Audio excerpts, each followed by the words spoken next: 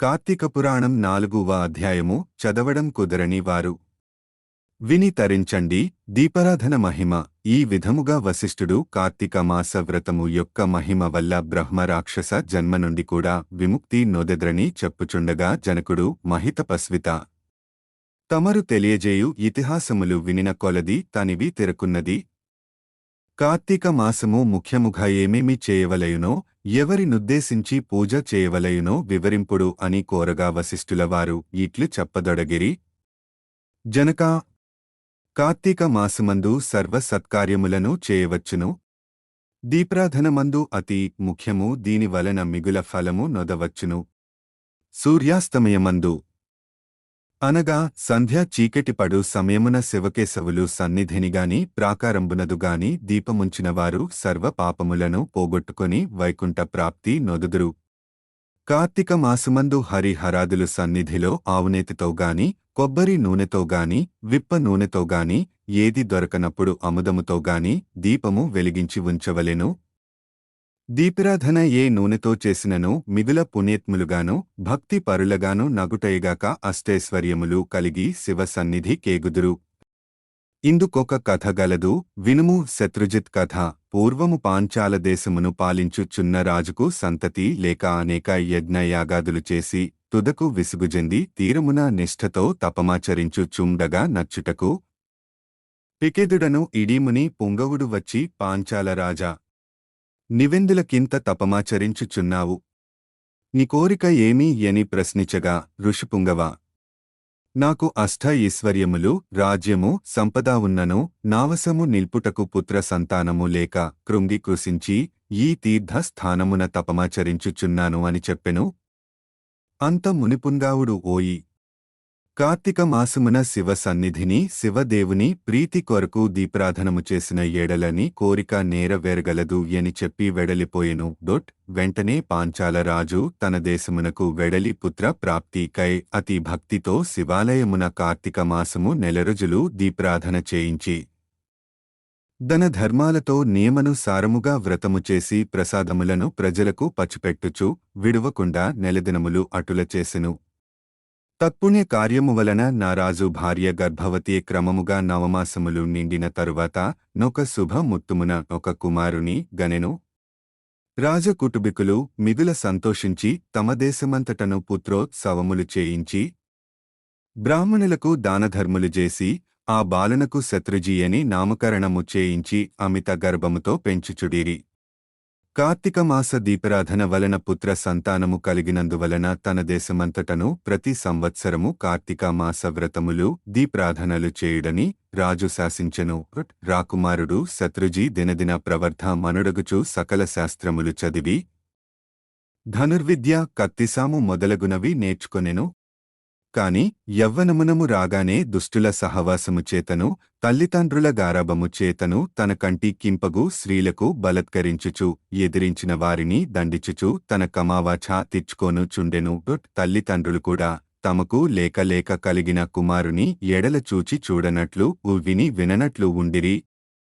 శత్రుజీ ఆ రాజ్యములో తన కార్యములకు అడ్డు చెప్పు వారలను నరుకుదునని కత్తి పట్టుకుని ప్రజలను భయకంపితులను జేయుచుండెను. అటుల తిరుగుచుండగా నొక దినమున నొక బ్రాహ్మణ పడుచును చూచుట తటస్థించెను. ఆమె ఒక ఉత్తమ బ్రాహ్మణ పడుచును చూచుట తటస్థించెను.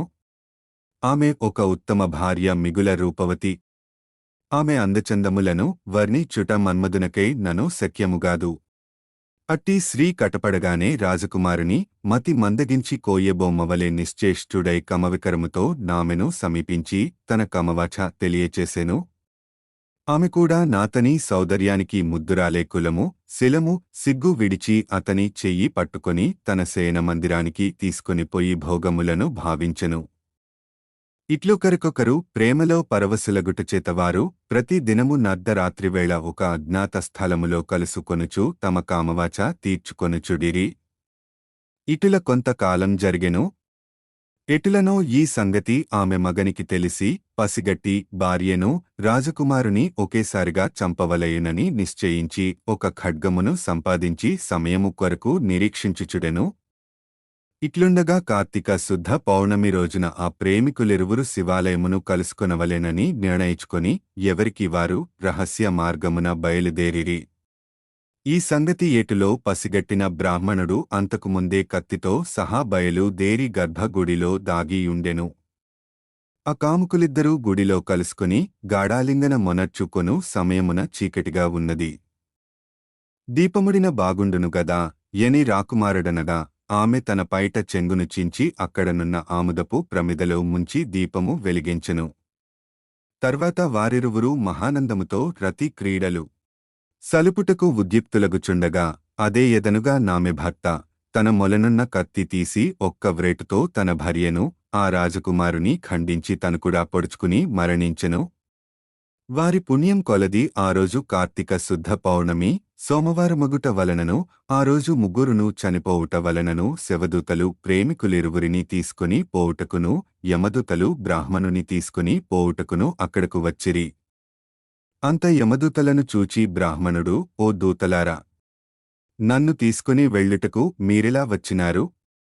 కామాధకారముతో కన్ను మిన్ను తెలియక పశుప్రాయముగా వ్యవహరించిన అవ్యభిచారుల కొరకు శివదూతలు విమానములో వచ్చుటేలా చిత్రముగా నున్నదే అని ప్రశ్నించెను. అంత యమకింకరులు, ఓ బాపడా, ఎవ్వరెంతటి నీచులైనను ఈ పవిత్ర దినమున కార్తీక పౌర్ణమి సోమవారపు దినమున తెలిసో తెలియకో శివాలయములో శివుని సన్నిధిన దీపం వెలిగించుట వలన అప్పటివరకు వారు చేసిన పాపములన్నీయును నశిచిపోయినవి. కావున వారిని కైలాసమునకు తీసుకొనిపోవుటకు శివధూతలు వచ్చినారు అని చెప్పగా ఈ సంభాషణమంతయు వినుచున్న రాజకుమారుడు అల ఎన్నటికినీ జరగనివ్వను. తప్పొప్పులు ఎలాగునున్నప్పటికీ మేము ముగ్గురమును ఒకే సమయములో ఒక స్థలములో మరణించితిమి. కనుక ఆ ఫలము మాయందరికి వర్తించవలసినదే అని తాము చేసిన దీప్రాధన ఫలములో కొంత ఆ బ్రాహ్మణునకు దానము చేసెను. వెంటనే అతనిని కూడా పుష్పక విమన మెక్కించి శివ సాన్నిధ్యమునకు జేర్చిరి. వింటివా రాజా? శివాలయములో దీప్రాధన చేయుట వలన ఆ ప్రేమికులు పాపములు పోవుటయేగాక కైలాస ప్రాప్తి కూడా కలిగెను. కాన కార్తీక మాసములో నక్షత్రమాలయందు దీపముంచిన వారు జన్మరాహిత్య మొదుగురు. ఇట్లు స్కాంద పురాణ తర్గత వశిష్ఠ ప్రోక్త కార్తీక మహాత్యమందలి 4వ అధ్యాయము 4వ రోజు పారాయణము సమాప్తం. ఎల్ల శరీరదారులకు నీళ్లను చీకటి నులిలోపలన్ ద్రళ్ళక మీరుమే మనుమమతి భ్రమ నంబున భిన్నులే ప్రవర్తిల్లక సర్వమున్నతని దివ్యకళమయమంచు విష్ణున దుల్లము జేర్చి తారడ వినుడుట మేలు నిశాచరాగ్రణి సేకరణ youtube.com హిందూధర్మమచ్యుత్ ఫీచర్ షేర్డ్ హిందూధర్మం కార్తీక పురాణం అచ్యుత ఎవ్రీవన్ హిందూ ధర్మం 0818707374